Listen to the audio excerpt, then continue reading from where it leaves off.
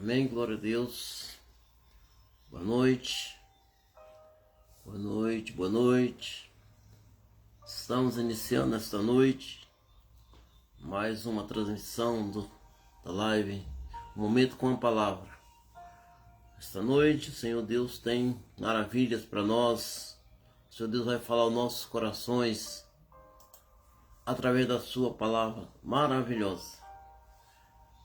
Esperando os irmãos chegar aqui, né? A pastora Ceissa está aqui já, esperando mais alguns irmãos chegar, né? Para que nós possamos dar início à palavra dessa noite. Uma palavra muito linda, uma palavra muito boa, né? Realmente Deus, através do seu Espírito Santo, tem nos agraciado, né? Com palavras que têm edificado nossas vidas, edificado nossos corações. Então nós vamos orar ao Senhor neste momento para que possamos começar de verdade assim a transmissão da palavra do Senhor Jesus, do Senhor Deus. Pai querido, te louvamos, te exaltamos, glorificamos a ti, Senhor Deus, pela tua infinita graça, pela tua misericórdia. Pai amado, abençoa-nos, Senhor, nesta noite, abençoa, meu Deus, Pai, a vida dos meus irmãos, a vida, Pai, das pessoas que estão assistindo, daqueles que irão estar assistindo depois. Deus querido, fala ao coração de cada um. É o que nós te pedimos, Pai, em nome de Jesus. Que a tua graça esteja sobre nós.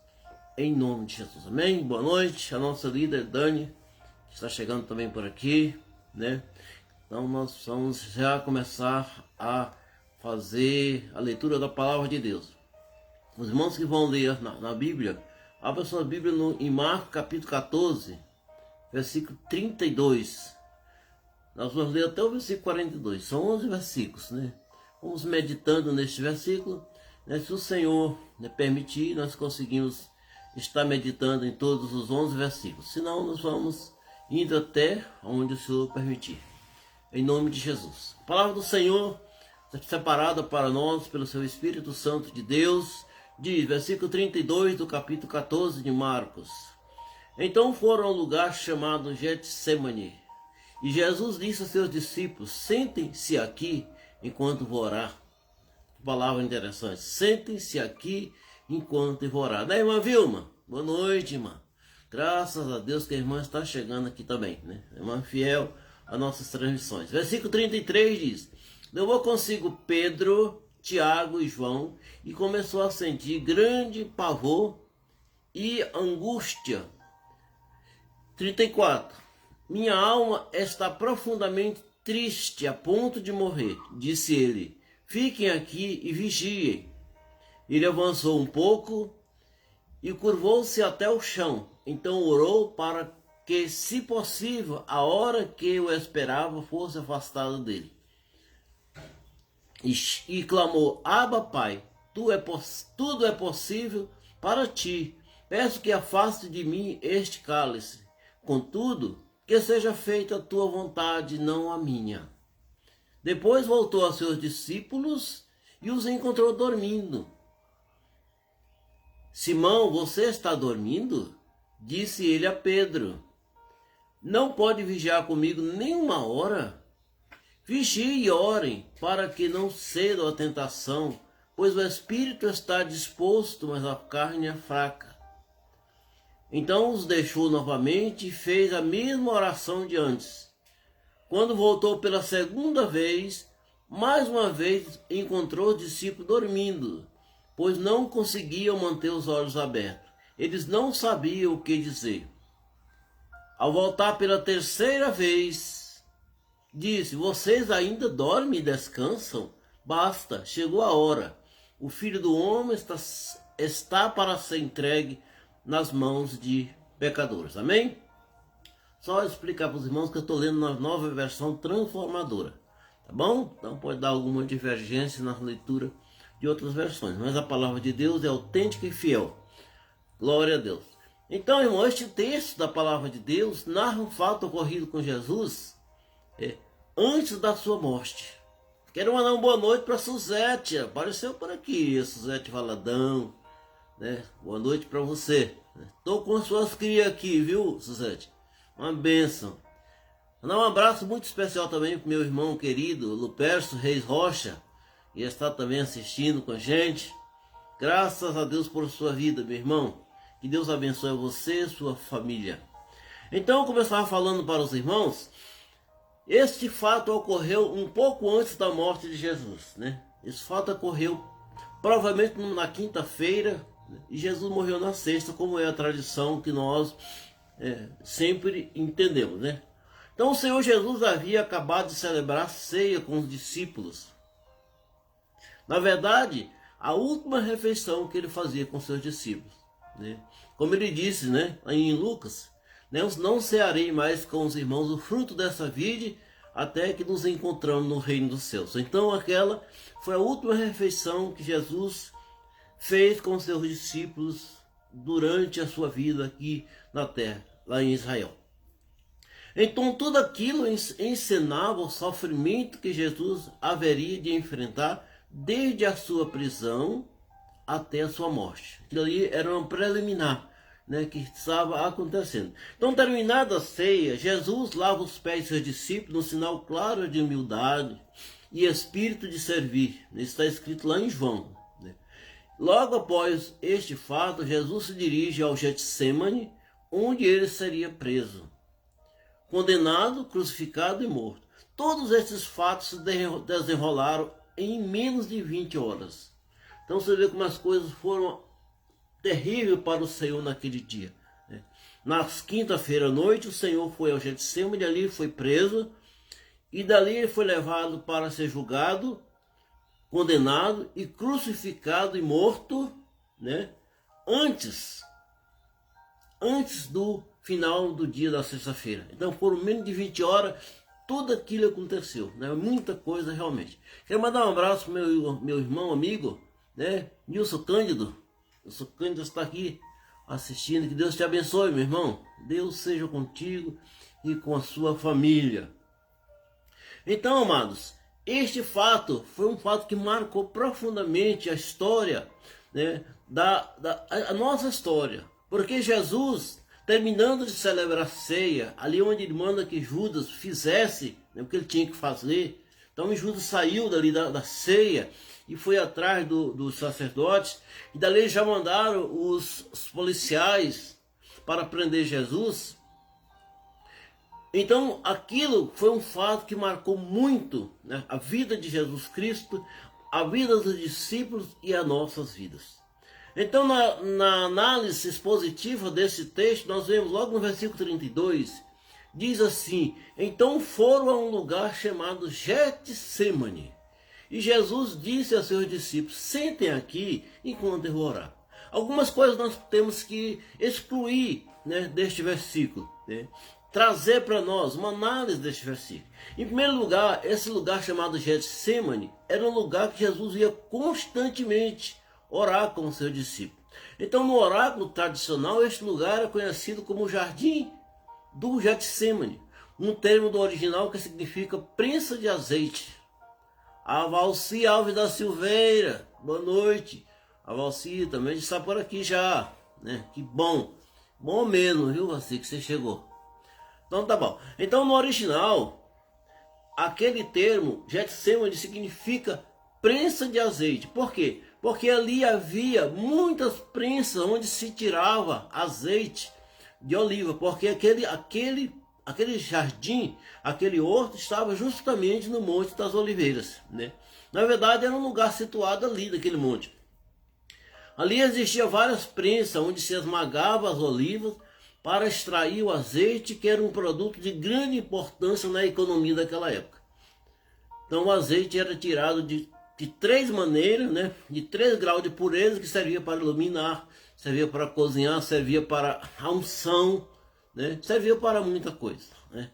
Então era um produto muito importante na economia daquela época.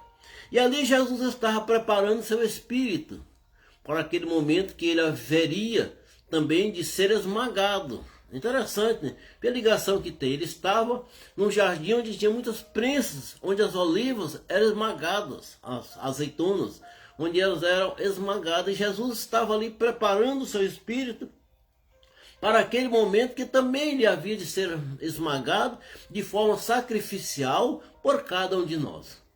Jesus sofreu tremendamente, né? Ele foi esmagado, ele foi humilhado, ele foi crucificado, né? Ele passou por situações muito terríveis, né, para um ser humano, que Jesus naquela época estava sendo um ser humano, assim como nós, aqui na terra. Então, em Isaías 53:5 é um texto muito interessante, irmãos, né? Diz que ele foi ferido por causa de nossa rebeldia e esmagado. Veja bem como a palavra está realmente, né, se coadunando este texto de Isaías 53 com o local que Jesus escolheu para a sua despedida. Então diz assim: ele foi ferido por causa da nossa rebeldia e esmagado por causa de nossos pecados. Sofreu castigo para que fôssemos restaurados e recebeu açoite para que fôssemos curados.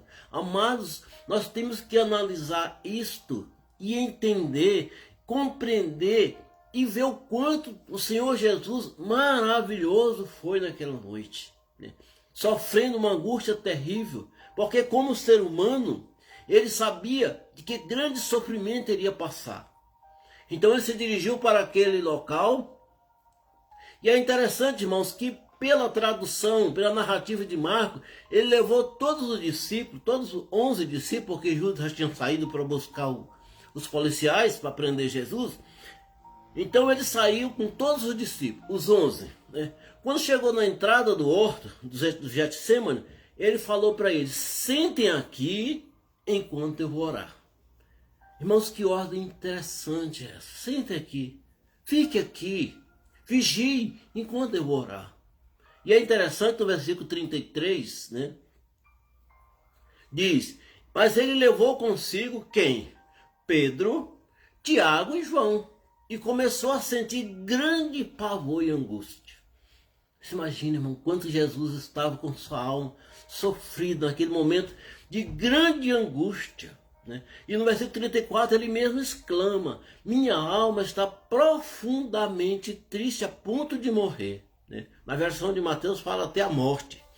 Disse ele: fiquem aqui e vigiem. Ele falou para Pedro, Tiago e João: fique aqui. Primeiro ele falou para os que ficaram lá, os outros: senta aqui enquanto eu vou orar. Mas para Pedro, Tiago e João, ele falou claramente: fiquem aqui e vigiem. Irmãos, pense na importância dessa palavra, vigiar. Será por que Jesus queria que os discípulos vigiassem? E é interessante nós entender isso, porque vigiar, irmão, é estar atento, é estar de olhos abertos. Desculpe. É ver as circunstâncias, né, que passam em volta de nossas vidas. Estar vigiando, estar atento. Estar atento às circunstâncias que nós enfrentamos, né, Nilson? É isso mesmo, né? Verdade, né? Estar atento às circunstâncias que nós passamos. Então, o grande problema de nossas vidas espirituais, da nossa vida cristã, é porque falta vigilância. Nós não vigiamos. E nós vamos ver que a esse problema que esses 3 discípulos, Pedro, Tiago e João, entraram. Eles entraram nessa situação de não vigiar. Eles não conseguiram vigiar. Eles não conseguiram obedecer aquela ordem que Jesus disse tão carinhosamente para eles: fiquem aqui e vigiem. Eu penso, irmãos, a gente imagina com nossos olhos da fé, com o nosso entendimento, de que Jesus falou aquela palavra de forma tão carinhosa, de forma tão amorosa: fiquem aqui e vigiem, porque a minha alma está profundamente triste. Eu estou a ponto de morrer. Então vigiem. Fiquem aqui sentados, mas vigiem. Então, e é interessante, irmão, que Jesus... Por que será que Jesus levou Pedro, Tiago e João? É interessante isso. Nós vamos ver que Jesus levou os seus fiéis escudeiros em todos os momentos, vários momentos da Bíblia que Jesus precisou estar sós, com menos discípulos, sempre ele levava Pedro, Tiago e João. Foi assim quando ele curou a filha de Jairo. Foi assim quando ele esteve no Monte da Transfiguração. Pedro, Tiago e João estavam com ele. Eram 3 discípulos que ele tinha uma afinidade muito grande com aqueles discípulos. Era uma espécie de confiança mútua. Então Jesus tinha naqueles 3 discípulos uma forma de estar ali com eles, compartilhando do seu ministério. Não é que ele não amava os outros, sim amava, como ele ama cada um de nós. Mas com aqueles 3 discípulos, Pedro, Tiago e João, ele tinha um relacionamento muito estreito. Não? Então naquele momento, sabe, irmãos, tão terrível que Jesus estava passando, a ponto de morrer, como ele diz, minha alma está profundamente triste a ponto de morrer. Na verdade, meus irmãos, o que estava pesando sobre Jesus era o nosso pecado. O pecado da humanidade fazia uma carga enorme sobre a sua alma. Ele sabia que ele havia de passar por aquele sofrimento para que nós pudéssemos ser resgatados de nossa vã maneira de viver, como diz a palavra de Deus. Ele sabia de todas as coisas que haviam de acontecer. Ele sentia uma angústia de morte, uma dor indescritível que lhe lacerava a sua alma. É interessante, irmão, muito. Pense nisso. Como Deus, Filho de Deus, ele poderia ter a revelação de tudo, mas como homem, ele cumpriu fielmente aquilo que o Senhor Deus havia traçado para ele, por amor de nós, por amor de nós.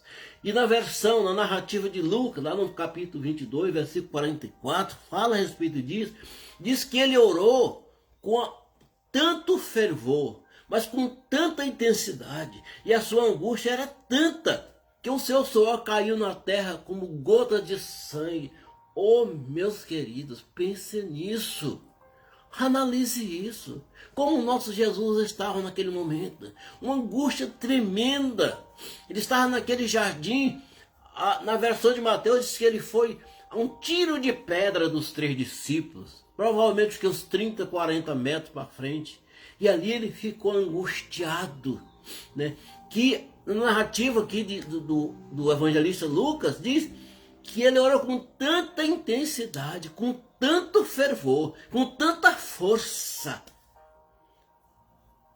E a sua angústia era tanta que seu suor caía na terra como gotas de sangue.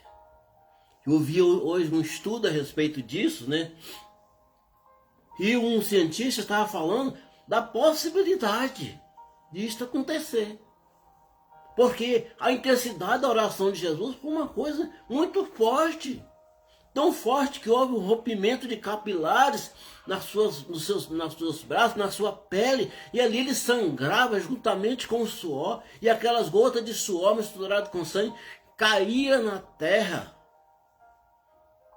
E por quê, irmãos?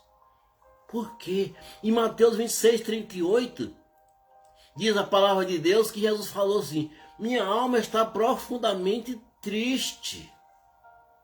Triste. Vigie comigo. Fique aqui vigiando. Ele falou para os discípulos: vigie. Não me abandonem. E diz o versículo 35 da palavra de Deus que nós estamos meditando. Diz assim, vamos ler o versículo 35, né? Pulando um pouquinho. Ele avançou um pouco, curvou-se até o chão. Sabe, irmão, a gente pensa essa cena. Nós temos que ver essa cena. Nós temos que entrar nela, vivenciar ela. Sabe por quê? Às vezes a palavra de Deus nos leva a pensar. Mas muitas vezes nós temos que, além de pensar, entrar na cena. Pensar, imaginar como foi aquela cena. E a palavra de Deus diz que ele avançou um pouco. Ele deixou os 3 discípulos e disse: fique aqui e vigie comigo. E foi um pouco, né, como diz lá em Mateus, um tiro de pedra. 40 metros, 30, né? Não sei, depende da força da pessoa, mas vamos colocar aí 40 metros de distância. Ele se afastou dos 3 discípulos. E diz que ele avançou um pouco e curvou-se até o chão. Ele colocou o seu rosto no pó. Ele colocou o seu rosto ali na terra. Então ele orou para que, se possível, olha só. Então ele orou para que, se possível, a hora que eu esperava fosse afastada dele. Como assim, irmãos? Como assim? Ele orou com esse intuito, mas ele sabia ao mesmo tempo que não podia. Mas Jesus, como homem, sentia medo. Irmão, nós temos que admitir que Jesus era 100% homem naquele momento. É por isso que ele diz na cruz do Calvário, Eli, Eli, o Eloí, né? Eloi, Eloi, lama sabatane. Ó Senhor, por que o meu pai me abandonou? E nós temos várias respostas para isso. A primeira resposta básica para essa pergunta, para essa afirmação de Jesus, por que Deus o abandonou? Porque o amor de Deus era tão grande, e é tão grande, para conosco e para com seu filho, que naquele momento ele preferiu não ver aquela cena, aquelas gotas de suor misturada com sangue caindo por terra. Irmão, é verdade.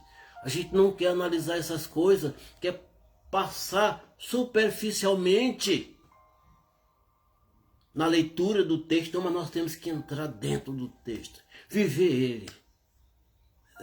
Viver. E Jesus, como homem, ele sentia medo e pressentimento de toda angústia e dor que deveria suportar. Mas como filho de Deus, ele sabia da responsabilidade que a missão divina lhe impunha. Ele sabia que o meu futuro, que o seu futuro, que o futuro de toda a humanidade estava condicionado à sua decisão, à sua escolha, à sua disposição de não desistir. Já pensou? Se Jesus desiste, amados. Mas ele não desistiu, porque ele nos ama. Ele nos ama de forma tremenda. Quero mandar uma boa noite aqui para o Íris Valadão. Ô Irã, Valadão. Lá em CDA City, Conceição do Araguaia. Não é verdade, irmão Lopes? Ele está falando que é verdade, irmãos. Então, amados, como eu falei há pouco, o meu futuro, o seu futuro, o nosso futuro, o futuro de toda a humanidade estava condicionada e está condicionada à decisão que Jesus tomou de não desistir da sua missão. Glória a Deus, porque ele não desistiu de mim. Glória a Deus, porque ele não desistiu de você, meu irmão. Ele não desistiu de nós. E eu penso, irmão, se Jesus poderia ter desistido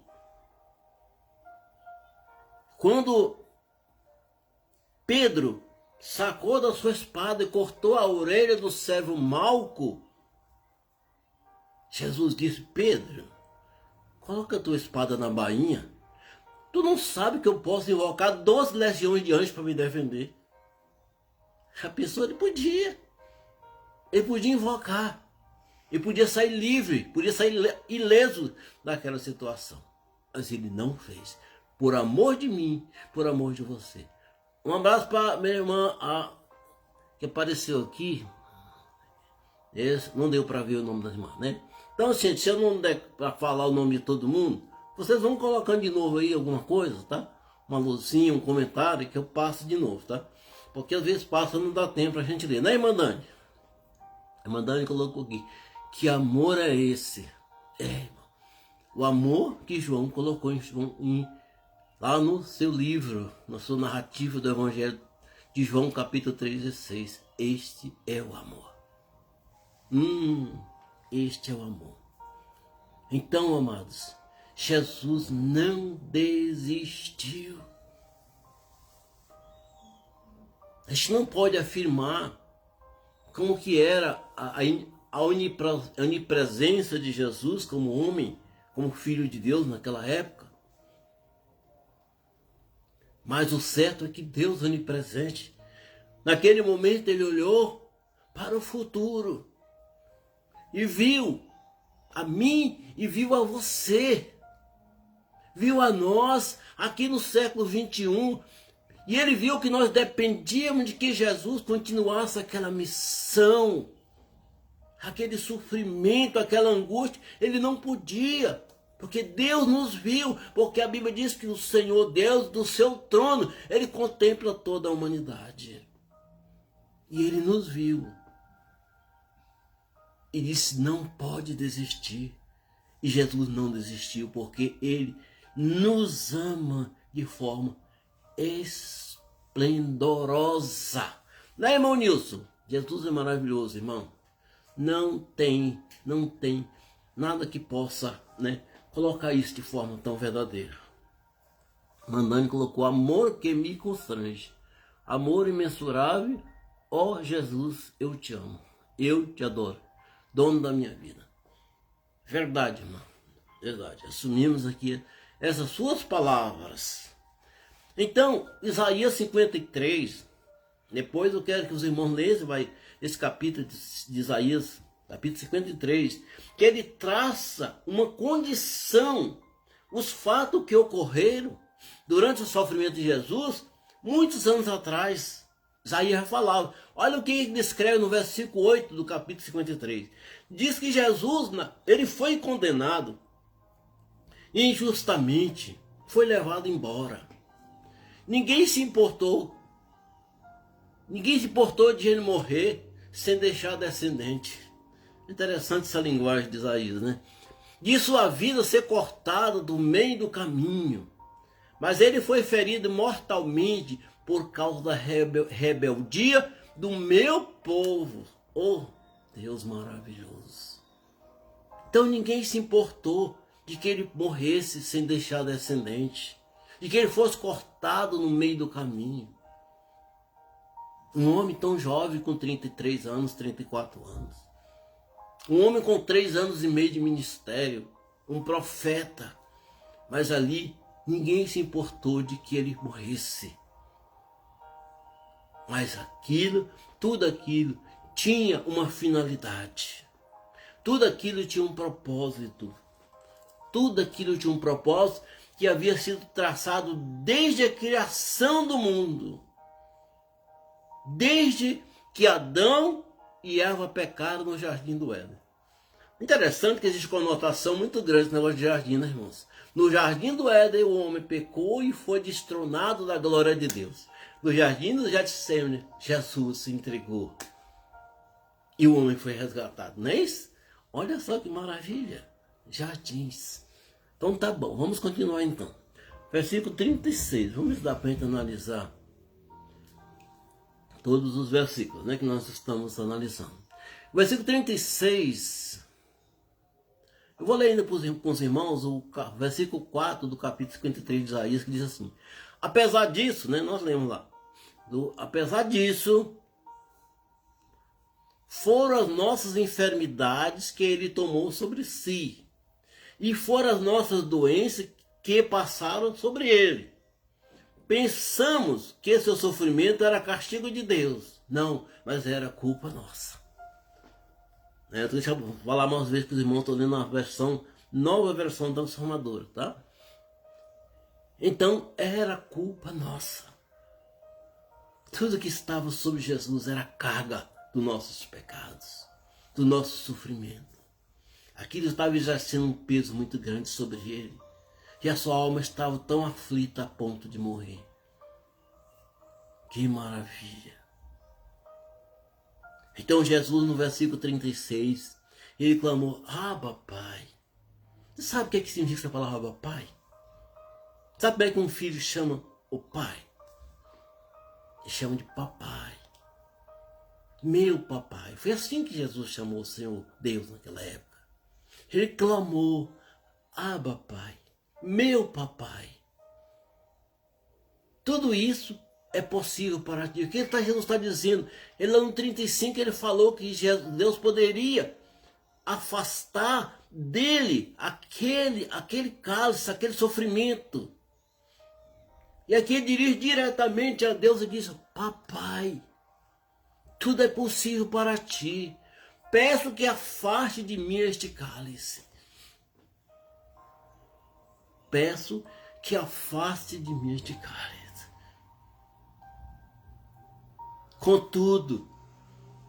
Contudo, que seja feita a tua vontade e não a minha.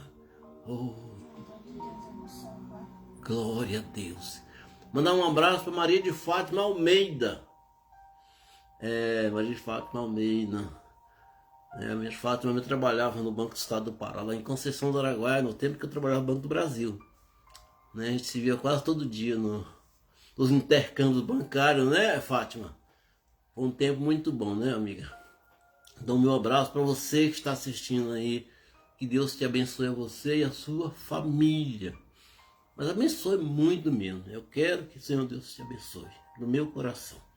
Então, o Senhor Jesus clamou: Abba, Pai, meu papai, tudo é possível para ti. Jesus sabia o pai que ele tinha, o pai que ele tem, o pai que nós temos. Ele diz: Pai, papai, eu peço que afaste de mim este cálice. Contudo, que seja feita a tua vontade e não a minha. E você sabe que a vontade de Deus tem 3 qualidades, né? Romanos 12, 2 diz: a vontade de Deus é boa, é perfeita e agradável. Neste momento que a vontade que estava sendo colocada era a boa vontade de Deus. A boa vontade de Deus. A vontade de Deus é salvar todos nós, irmãos. Essa é a vontade. Este é o propósito. Ao tempo que Jesus ansiava da carne, o lado homem dele, o quanto que ele ansiava passar por aquele momento sem padecer aquela dor, ao mesmo tempo seu espírito anelava em ser obediente ao Pai como ele sempre foi. Ele sabia que Deus encerrava tudo debaixo de um único propósito, que era resgatar o homem do pecado. E para isso, ele era a peça principal daquela arquitetura, o plano de salvação. Está entendendo? Jesus era a peça principal do plano de salvação do homem. Aquela arquitetura toda que Deus executou desde Adão. Desde o jardim do Éden até o jardim do Getsemane. Toda aquela arquitetura divina do Pai, do nosso Deus, chegava o ápice naquele momento, né, do plano de salvação do homem ser colocado em prática. Era um plano infalível, irmãos. Mas para isso Jesus não poderia desistir. Como homem ele pediu: Pai, se for possível, passa de mim este cálice, papai. Tu pode fazer isso. Tudo é possível para ti. Mas, Senhor, que seja feita a tua vontade e não a minha. Você está pronto a dizer isso, meu amado? Sabe, amados, às vezes nós não temos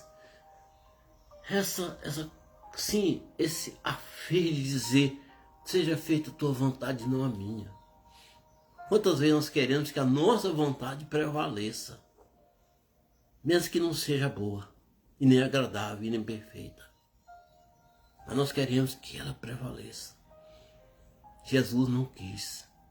Jesus disse que seja feita a tua vontade e não a minha. Porque a vontade de Jesus naquele momento, como ser humano, como homem, que ia sentir dor e padecer, era que Deus enviasse ali os seus anjos e o resgatasse daquele sofrimento.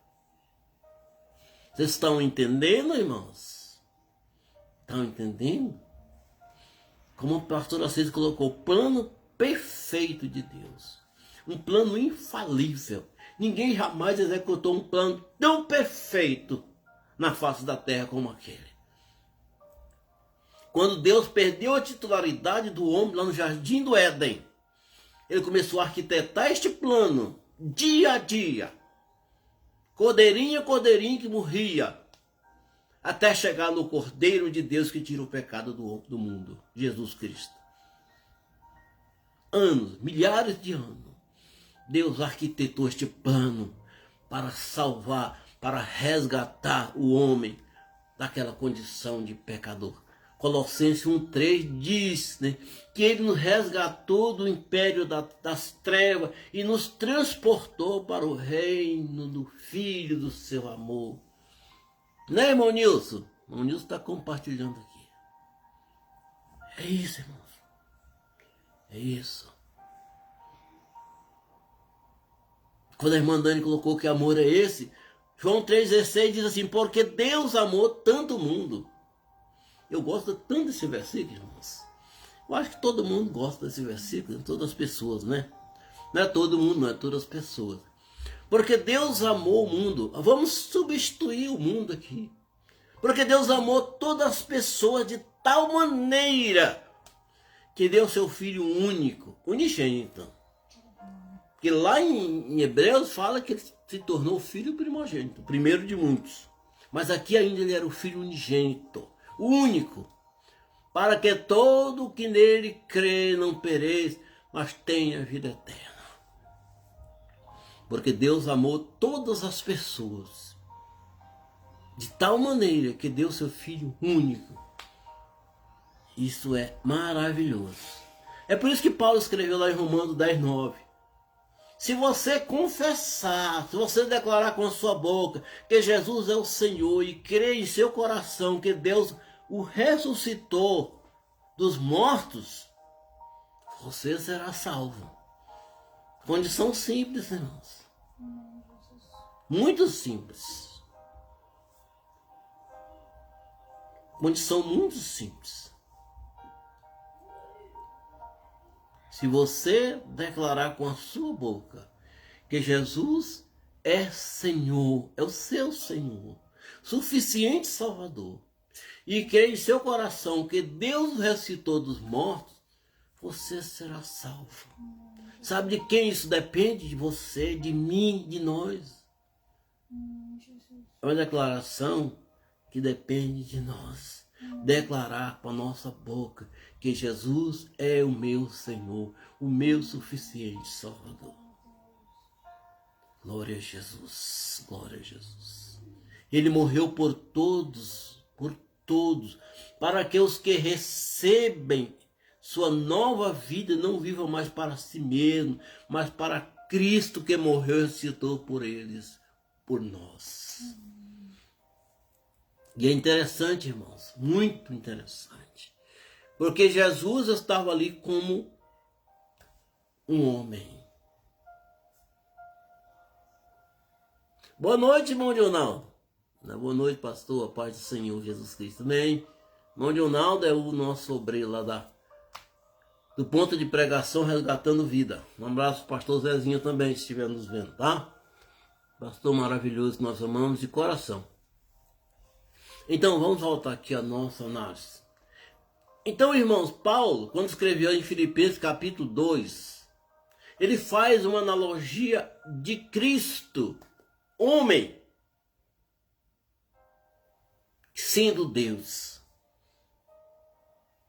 Mas Paulo diz em Filipenses 2,6 que embora ele sendo Deus, ele não considerou essa possibilidade de ser igual a Deus. Por isso que ele diz lá, Pai, papai, se possível passa de mim esse cálice, contudo faça a tua vontade. Porque ele sendo Deus, ele não considerou ser igual a Deus. Ele não se apegou àquela situação de filho de Deus. Já pensou? Quantas pessoas poderiam ter esse posto de filho do Deus vivo e começar a se vangloriar? Eu sou filho de Deus. Eu posso, eu disposto. Jesus nunca fez isso, mas ele serviu a ponto de pegar uma toalha, uma bacia de água e sair lavando os pés dos seus discípulos. Você faz isso, irmão? Eu faço, será? Eu vi um tempo que a pastora Cês fez isso numa igrejinha lá no Pará. Cena maravilhosa que não esqueço jamais daquela cena.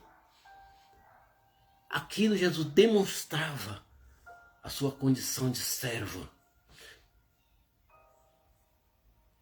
Então, e no versículo 7 e 8 de Filipenses 2, que está a mesma análise de Paulo, ele diz assim, em vez de se apegar à condição de ser Deus, de usurpar essa condição de ser Deus, em vez disso, ele se esvaziou de si mesmo, a ponto de chorar gota de sangue, ou de suar gota de sangue. Ele, em vez disso, ele esvaziou de si mesmo, assumiu a posição de escravo, de servo, e nasceu como ser humano. se humilhou e foi obediente até a morte, até o Getsemane. Até o Getsemane. Vocês estão entendendo? A profundidade desse texto. A palavra de Deus, ela é tremenda. Nós temos que começar a ler. Eu comecei a meditar nessa palavra já há uns 2 dias. E cada vez que eu leio essa palavra, cada vez que eu leio, que eu vou entrando dentro da história, contracenando com aquela situação, nós vemos tanto que o nosso Senhor Jesus é merecedor de toda a honra e toda a glória. Versículo 37. Vamos ver se vai dar tempo. Não, acho que vai. O reloginho está andando, mas acho também. Versículo 37. Assim, depois, não vocês prestaram atenção. Ele fala no 32 que ele veio com todos os discípulos. Na entrada do jardim, ele deixou 8 dos discípulos e foi com Pedro, Tiago e João. Mais à frente, ele falou para Pedro, Tiago e João: sente aqui, fique aqui e ore comigo, vigie comigo. E ele foi uns metros para frente orar. E o versículo 37 diz assim: depois que ele foi, né, ele voltou aos discípulos, a quem? A Pedro, Tiago e João, e os encontrou dormindo. Irmãos, eu penso que cena aquela. Que cena aquela. Ele falou: fique aqui e vigie comigo. Ele pediu com sua voz de amor, com sua voz de carinho: fique aqui, vigie comigo. E ele foi lá e orou. E quando ele voltou, os seus discípulos, aqueles 3 discípulos que ele confiava tanto, estavam dormindo. É claro que muita gente diz: mas que pode? Não, irmãos. Pense a situação daqueles discípulos. Poucas horas atrás eles tinham participado de uma ceia que Jesus tinha excluído um deles, mandado que Satanás entrasse na vida dele. Poucas horas antes ele tinha falado para Pedro: Pedro, antes que o galo cante 3 vezes tu me negarás. Pouco tempo antes ele tinha falado para todos: eu vou para o Pai e vocês não podem ir agora. Então aqueles discípulos, eles estavam extenuados com tantas informações desse nível.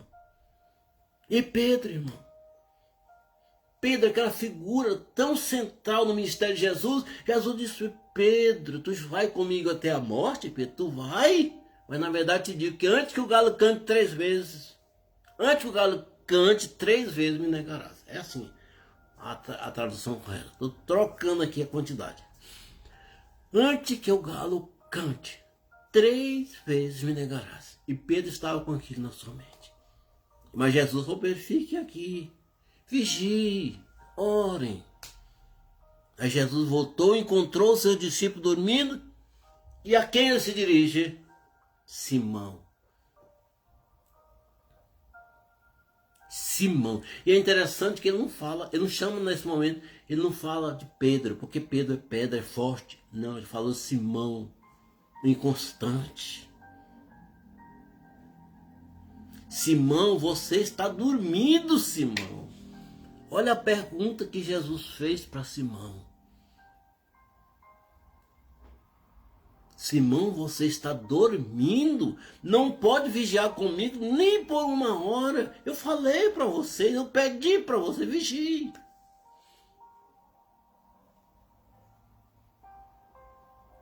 Vigie. Aquela situação, irmão, foi constrangedora para aqueles discípulos, para quem Jesus pediu que eles orassem, que eles vigiassem. E aquela situação espelha a situação de quase todos nós nos dias atuais, irmãos. Não oramos, não vigiamos. Mas Jesus só pediu para Pedro e Tiago. Jesus pediu para mim e para você também. Mas nós também, como Pedro, Tiago e João, não oramos, não vigiamos e muitas vezes dormimos. Não estou falando para os irmãos, não, estou falando para nós. Estou usando aqui o pronome nós. Vocês estão entendendo? Isso se aplica perfeitamente à maioria dos cristãos, à maioria das pessoas nos dias de hoje. Não oram, não vigiam e quase sempre dormem.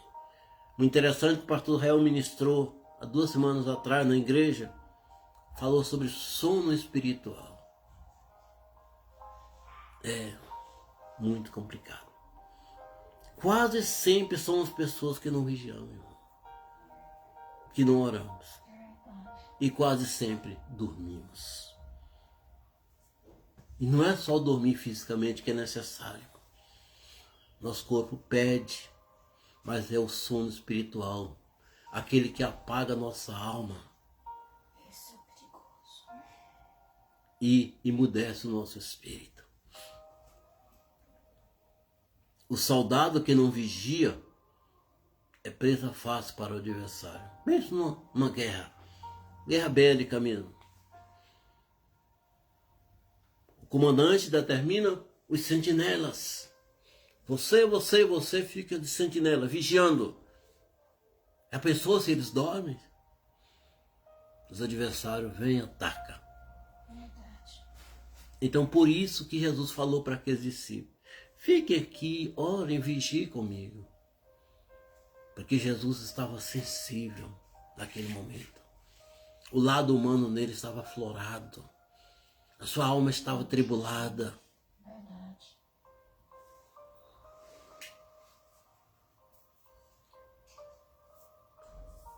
E o versículo 38 diz: vigie e orem para que não ceda a tentação. Jesus falou para ele: ô Pedro, tu está dormindo, Pedro. Não, Simão, né? Vou botar aqui, ele usou a palavra Simão, ele não usou Pedro, que Pedro é forte, pedra. Não, ele usou Simão, o inconstante. Tu não pode vigiar comigo nem por 1 hora. E o 38 assim: vigie e orem para que não caiam em tentação. Pois o espírito está pronto, mas a carne dorme. Pedro escreve também, lá na sua carta, a primeira carta dele, né, um versículo muito interessante. No capítulo 5, versículo 8, ele escreve: estejam atentos. O que é estar atento? Está vigiando. Esse mesmo Pedro que dormiu, ele escreve para nós, nos orientando, nos admoestando. Estejam atentos. Tome cuidado com seu grande inimigo, o diabo, que anda como um leão rugindo à sua volta, procurando alguém para devorar. Então estejam atentos, de olhos abertos. Por mais que o nosso sono físico chegue, nosso espírito tem que estar aceso. E vamos ao 39, né? Para nós já chegar ao finalmente dessa palavra tão maravilhosa. Então o que aconteceu? Depois que Jesus veio e achou os 3 discípulos dormindo, que ele falou: você não pode orar nem 1 hora comigo, não pode vigiar nem 1 hora. Então Jesus os deixou, 39, então os deixou novamente e fez a mesma oração. Então ele fez o mesmo trajeto. Ele deixou os 3 discípulos de novo, viajou mais uns 30, 40 metros à frente e fez a mesma oração. Pai, papai, se possível, passa de mim este cálice. Contudo, não seja feita a minha vontade, mas a tua vontade. E o que aconteceu no 40 diz: quando voltou pela segunda vez, mais uma vez encontrou o discípulo dormindo, pois não conseguia manter os olhos abertos. Ele não sabia explicar isso. Ele não sabia o que dizer, mas os olhos dele estavam pesados. Eles não conseguiam vigiar, eles não conseguiam orar. Então, irmão, antes de nós às vezes falar mal dos discípulos, vamos analisar a situação dele, porque às vezes nós não vigiamos, não oramos e dormimos sem nada para nos perturbar. Né? Nós. E vamos lá.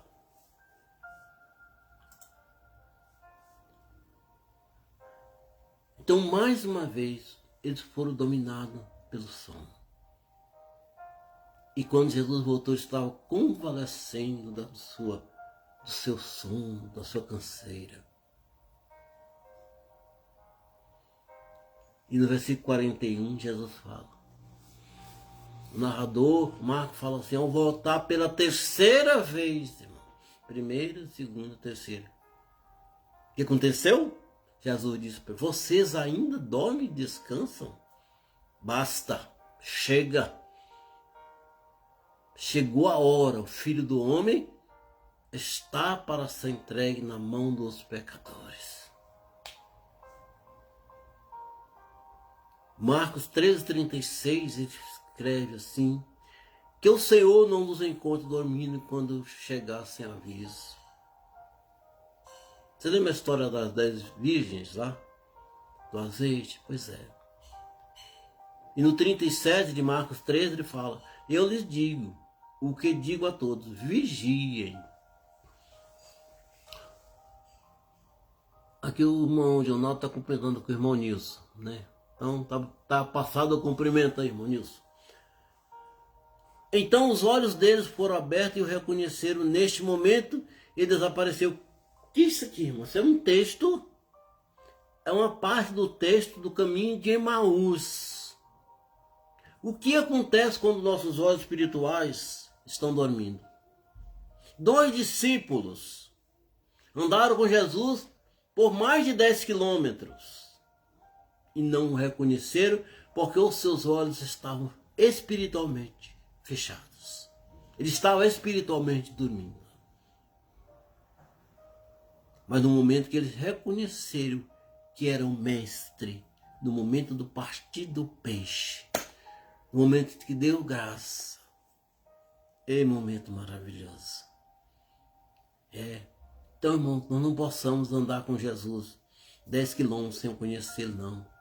Nós temos que conhecer todo momento, nossas vidas, todo instante.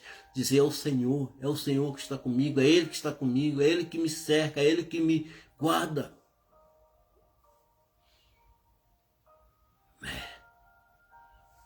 E a guisa de conclusão dessa palavra, o Senhor quer que cada um de nós assuma a condição de pessoas que estejam aonde Ele determina que nós estejamos. Fique aqui enquanto eu vou orar. Fiquem aqui. Fique na sua igreja. Fique na sua casa. Fique na sua família. E vigie. E ore. Sempre vigiando, orando. De olhos abertos para que possamos resistir contra esse lado do inimigo. Paulo escreveu lá em Efésios capítulo 6:18, orem no Espírito em todos os momentos e ocasiões, permaneçam atentos e sejam persistentes em suas orações por todo o povo santo. Efésios 6:18. Orem no Espírito em todos os momentos e ocasiões. Por que Paulo fala isso, irmão? Porque nem sempre nós podemos orar. Dependendo do local que nós estamos, não dá para nós orar em alta voz. Mas nosso espírito tem que clamar. E o espírito nosso conversa com o Espírito de Deus. Não é isso que diz a palavra? Permaneçam atentos e sejam persistentes em suas orações por todo o povo santo. Aleluia, glória a Deus. Então, conseguimos analisar todos os versículos desse texto tão tremendo e maravilhoso. Quero desde já agradecer a todos meus amados irmãos, aqueles que assistiram agora, ao vivo, e aqueles tantos que vão assistir depois. Não que o Senhor Deus possa abençoar vocês, a família de vocês. Você possa compartilhar esse vídeo, essa live. Compartilhe com seus familiares, com seus amigos, não tem problema. Estou aqui cancelando meus direitos autorais, viu, irmãos? Pode compartilhar. Porque essa palavra vai falar ao coração de tantas pessoas como falou aos nossos corações. Não é isso? Glória a Deus, amém. Né, você? Amém, aleluia, glória ao Senhor Deus. É isso aí. Então, amados, que Deus abençoe. Também essa palavra vai estar no YouTube. Você assiste lá no YouTube, se inscreva no canal, né? Compartilhe também, né? Então você pode colocar na sua TV grandona, no seu Smart TV, para assistir de forma tranquila, tá bom? Então daqui a pouquinho, daqui meia hora vai estar lá no YouTube. Você pode também assistir tranquilo lá. Então se cuide, irmãos, observe as orientações das autoridades de saúde. Nós estamos aí no meio de uma pandemia, ela não acabou. Então faça a sua parte. Eu faço a minha parte. Assim estaremos protegendo toda a sociedade, tá bom? Pai querido, nós te adoramos, Senhor, te louvamos por esta palavra. Te louvamos, Deus, pela vida dos meus irmãos que estiveram presentes. Te louvamos, Deus, pela vida dos meus irmãos que irão assistir depois. Pai querido, abençoa cada um. Abençoa, Deus, cada um profundamente. Ó Deus, que essa palavra fale ao coração de cada pessoa, de cada família. Em nome de Jesus. Deus seja louvado e que abençoe cada um dos irmãos. Em nome de Jesus. Até a próxima quinta-feira. Com mais uma palavra, mais um momento com a palavra para o seu coração. Amém? Deus seja com todos.